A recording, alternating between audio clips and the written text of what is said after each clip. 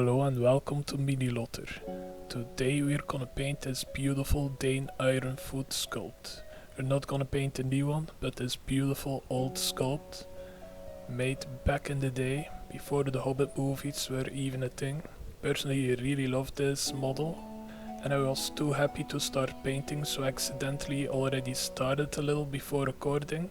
I gave the black base coat the same base as I gave to my dwarf warriors with a little rock. And I painted the cape already in zamesi desert and phalanx yellow. And also the scale mill in hashnut copper.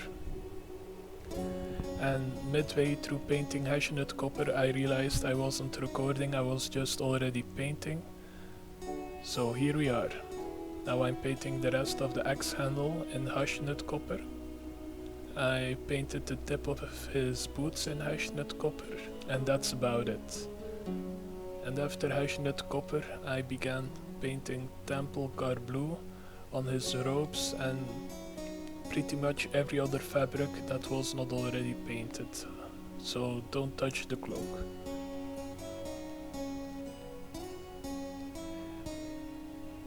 I paint him the same way as my other dwarves in my other video, so they go together. I try to paint him as Dain, the king under the mountain. And after temple car blue I went on with ironbreaker. It's a little bit more of a bright iron. I used it so it would stand out even more on the battlefield. And as the king under the mountain, he probably has a lot of people cleaning his armor, cleaning everything. And with ironbreaker I use it on his axe. I use it on the divots in his crown helmet. But not in the things in his hair. I do not know the word right now.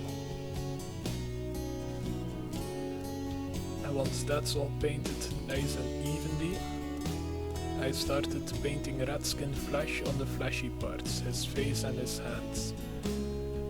I decided to paint his hands with ratskin flesh, so I painted ratskin flesh on his face and hands. I also want to say I don't like painting eyes, they never look right on this scale. They always end up looking a little weird. Maybe with goblins you can do it and do the black dot and then do half dots on the side. Maybe I'll show it when I finally paint a goblin. And that's the only kind of model I would try the eyes on, because there is a very easy way of painting it. But even then, maybe just yellow, just to give the little accent, is probably already too much. They're just goblins, they're gonna die in 2 turns. And after ratskin flesh we'll go on to mournfang brown. The only thing we paint mournfang brown are his axe handle. For the gold I used Genenna's gold. I had to look that up, and Genenna is apparently a biblical place if I'm not mistaken. Fun fact here. And now we sadly go on to the beard, and I say sadly because I used the ushabti bone. For some reason I became white blind. For some reason I thought ushabti bone was white scar. And I painted it and I washed it and I highlighted it, and only afterwards I was like, this does not look like my Gandalf, because I want my Dain to look old. So I wanted to give him a white beard. But yeah, the beard is not the way I envisioned it, but I painted it and then realized, oh wait, this is not how it's supposed to look. But I rolled with it, it's a happy little accident. So after the happy little accident with the ushabti bone, I started with the shade paints. First off we started with the reikland fleshshade. Use it on the fleshy parts, his face and hands, but also on the gold parts. It gives it a nice warm shade. and makes the metal pop, something I tend to say a lot apparently, something pops. And Tyrian blue on the blue cloth, pretty obvious, it's the same as when I painted my dwarves. Go check that video out if you haven't seen it yet. Nuln oil on pretty much everything else except the cape and the hair. The cape I don't use any shade paints because I don't think it needs it. For the beard and hair I use very watered down dawnstone, and I watered it down until it's the consistency of a shade paint pretty much. And it would have looked better if I used white scar instead, but with the ushabti bone it's not that bad, it looks okay. It's a very subtle effect if you ask me. Now the last part is the highlights. Lothern blue on the parts that are already painted temple guard blue. It's the same as my normal dwarfs once again. Bestigor flesh on the raised parts of his hands and face. I used a little bit too much reikland fleshshade on his face, and I thought bestigor flesh just drew more attention to it, and I didn't feel like painting the face again since I painted it before painting the gold on his crown helmet.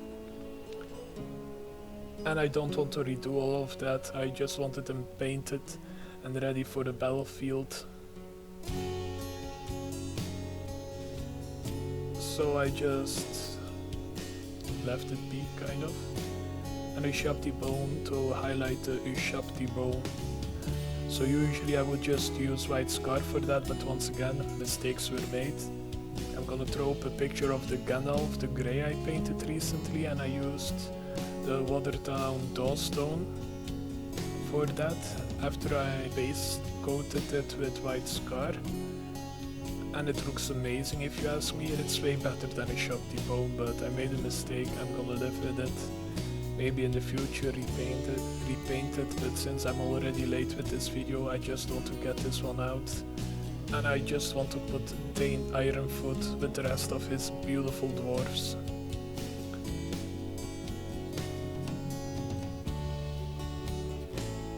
Once you're all done with this, you can put Dain Ironfoot with the rest of his men ready to face down the Easterlings. Hope you enjoyed this video. If you did, like and subscribe. Leave a comment on what you want to see next. If you're interested in seeing more minis I paint, you can always check out my Instagram, minilotter. There will be a pinned comment down below giving you the link to my Instagram. Check it out if you want to. Have a good one.